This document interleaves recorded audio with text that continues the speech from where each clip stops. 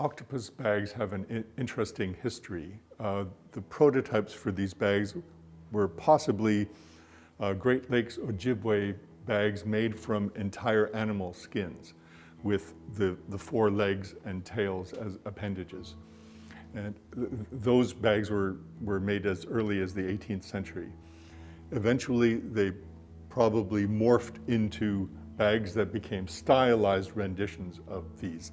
In other words, the four appendages being the four legs of the animals, and possibly the bump shapes at the bottom representing their paws.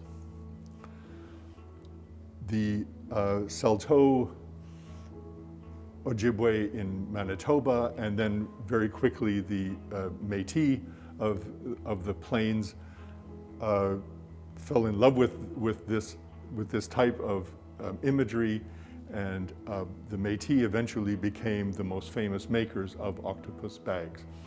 They were prolific makers of the bags by the 1850s, and also traded them to other groups, including the ATHAPASKANs and even the Tlingit in the northwest. This bag is most likely a Métis example, although it possibly is an ATHAPASKAN. It probably is not a Tlingit example because Tlingit examples are more symmetrical in design, and they're only beaded on one side. And this bag is beautifully and differently beaded on both sides. So that makes it either likely a Métis or possibly an ATHAPASKAN octopus bag. The term octopus bag probably was coined by the Tlingit, since they were coastal people. It might have reminded them of octopus, which of course they would have come across and hunted.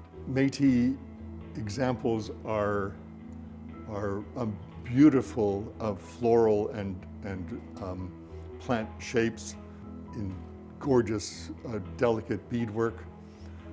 The backgrounds of this bag are black on one side and gorgeous red on the other, with completely different floral patterns on each side. It's a beautiful example with a lovely bead and wool fringe at the bottom.